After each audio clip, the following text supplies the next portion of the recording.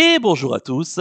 On se retrouve pour le pronostic du quintet de ce vendredi. Nous serons le 10 mai et on prendra la direction de Vincennes pour un quintet en Réunion 1, course 4. C'est le prix Léo. C'est une course D pour des mâles et ongres âgés de 7 à 11 ans qui n'ont pas gagné 261 000 euros. Il y aura un recul de 25 mètres pour ceux qui ont gagné plus de 167 000 euros.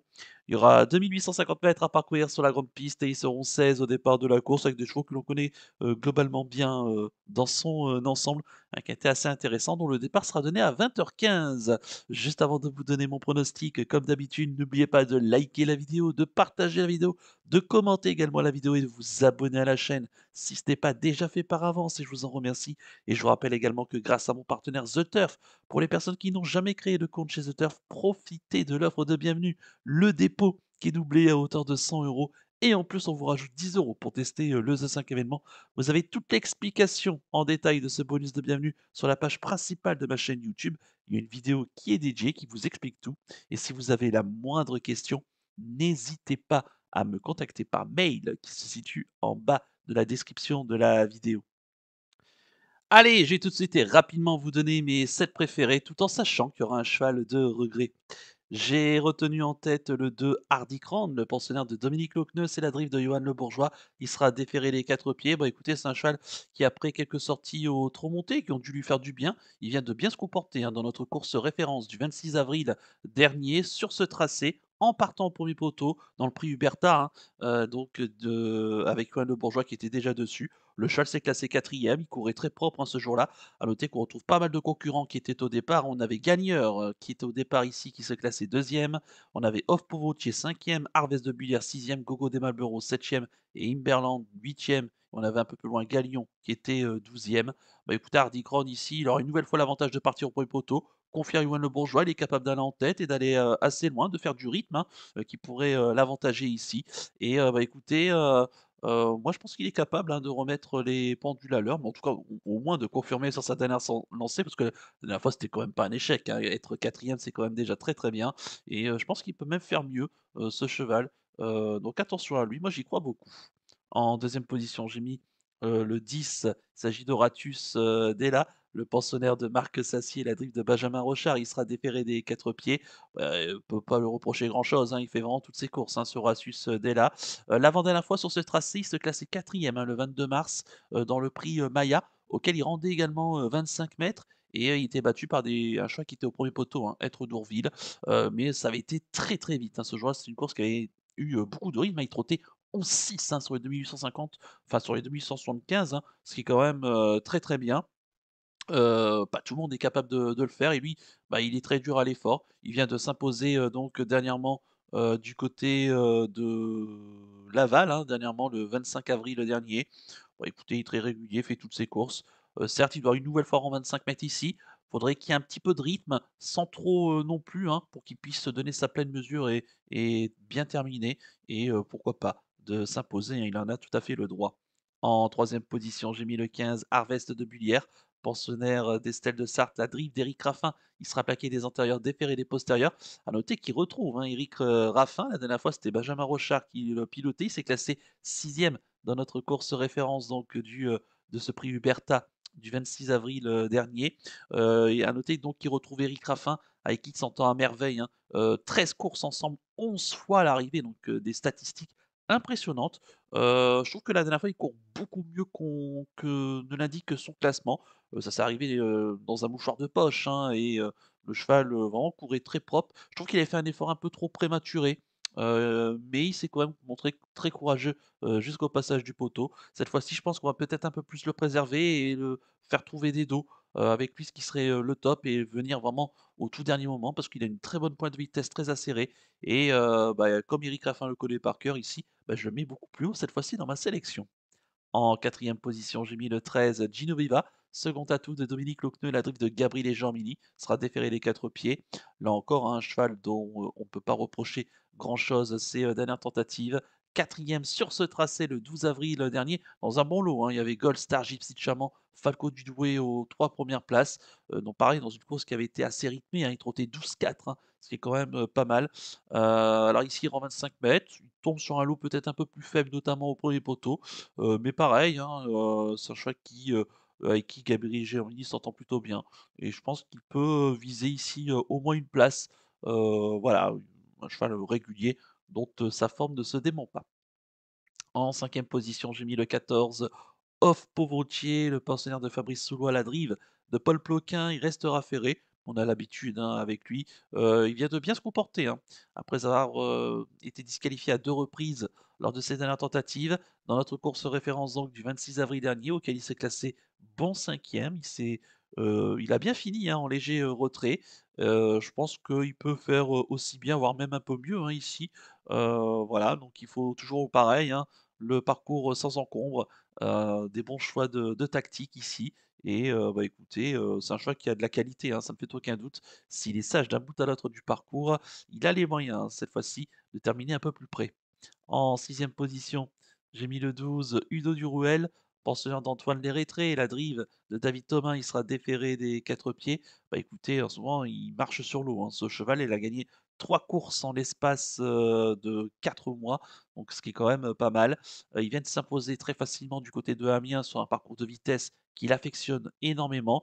Là, il est sur un tracé de tenue, mais il a déjà bien fait, hein, sur ce type, de tracé. Il a été 5e notamment, sur ce tracé, c'était au mois de décembre, dans un très bon lot, hein. Il y avait Hacker Lover, Gamin Jabba, Edic Gemma ou encore Giboulet de Mars, hein, aux 4 premières places. Bah, écoutez, il va se faire, ramener, hein, le plus longtemps possible et il a une bonne pointe de vitesse finale. Cette fois-ci, je pense que la gagne, ça va peut-être un poil plus compliqué, même si sur sa forme, il a le droit, une nouvelle fois, de très bien faire.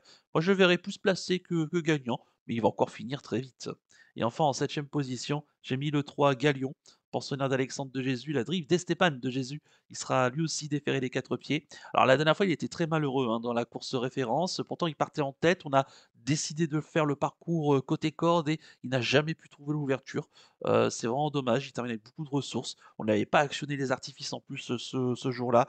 Alors ici, bah, charge de revanche, hein, et on va espérer que Esteban de Jésus va pas se faire piéger. Auquel cas, attention, parce que la dernière fois, il aurait pu certainement participer à l'emballage final. S'il peut prendre le dos, pourquoi pas d'Hardy Crown et se décaler au bon moment derrière, bah, il peut figurer, hein. Attention à lui, hein, vraiment sur sa dernière course, il n'est pas hors d'affaire.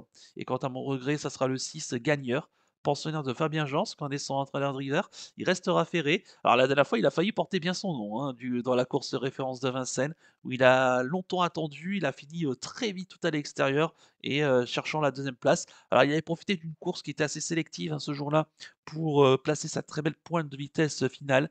Maintenant, c'est un cheval qui ici, je trouve qu'il y a peut-être moins de chevaux qui vont faire de rythme, même si Hardy Crown est capable d'aller devant et faire du rythme. Alors avec lui, c'est simple, hein, plus il y aura de rythme, meilleures seront ses chances parce qu'il pourra placer vraiment sa belle pointe de vitesse, il est capable de finir très vite. Par contre, si c'est très tactique, bah, ses ambitions, pour moi, seront plus limitées aux petites places. Maintenant, sur sa forme du moment, on ne peut pas aller contre sa candidature.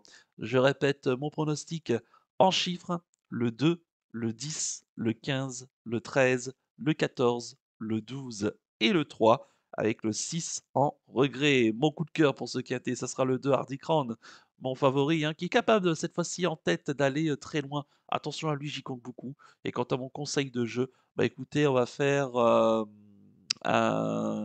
on va faire le multi en 7, hein, de la sélection, parce qu'on va pas prendre de risques ici.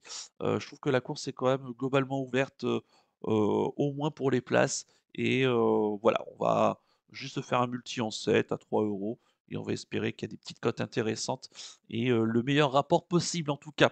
Voilà donc pour le conseil de jeu. On va poursuivre la vidéo avec le penalty du jour. Tout de suite, le jingle.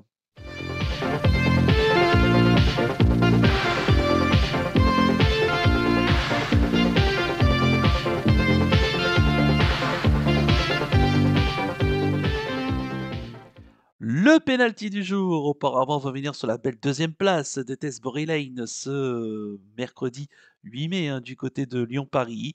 Voilà, le cheval s'est fait rattraper tout à la fin, hein, par un cheval de Adrien Foissier, qui prouve que bah, son entraînement est en pleine bourre en ce moment. En tout cas, notre penalty court très bien et ça fait même un peu plus de 2 € la place, donc j'espère que vous en avez profité. Les penaltys sont plutôt en forme en ce mois de mai, donc j'espère que ça va continuer le plus longtemps possible. Et déjà dès ce jeudi, avec l'Anaken du côté, de Longchamp et pour ce vendredi, nous serons le 10 mai. Bah, écoutez, je reste à Vincennes et je reste dans le quintet avec le 402 Hardy Crown, bah, pour les raisons que j'ai évoquées, hein, voilà, le cheval qui est quatrième de notre course référence, un cheval qui peut aller devant, qui est assez dur à l'effort et qui va se plaire ici, confié à Yoann Le Bourgeois. Voilà, je pense qu'il va améliorer son classement et finir beaucoup plus près cette fois-ci. Donc le 402 Hardy Crown en réunion 1, course 4 dans la course du Quintet du côté de Vincennes. Voilà donc pour le penalty du jour et on va conclure la vidéo avec le pick 5 du jour. Tout de suite, le jingle.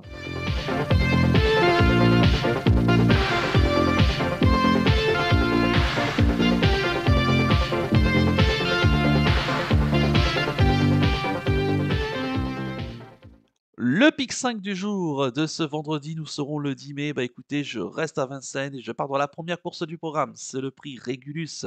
Bah, c'est le pendant de la course du Quintet, hein, tout simplement.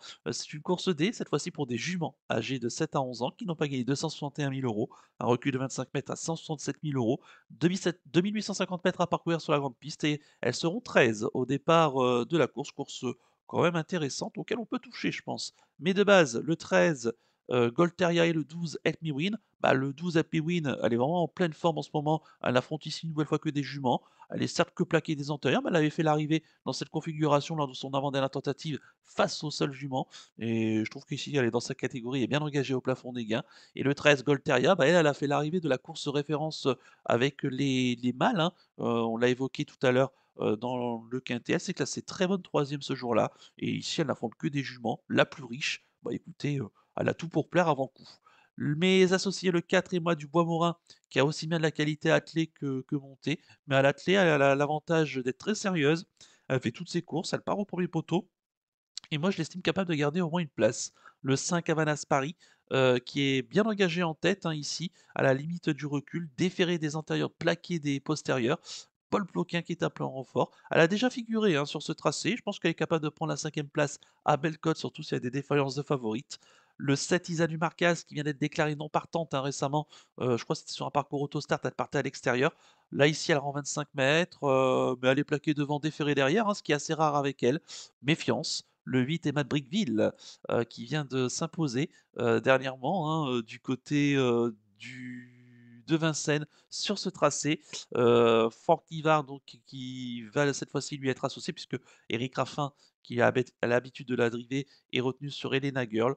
Mais voilà, elle n'est pas très compliquée non plus, et elle est capable de confirmer sur sa lancée. Le 9 Aïssian Song, elle est très sérieuse, très régulière. Elle fait partie là encore, des très belles possibilités de ce pick 5. Et enfin le 10, Écume de Fureté, avec Johan Le Bourgeois, déféré des 4 pieds.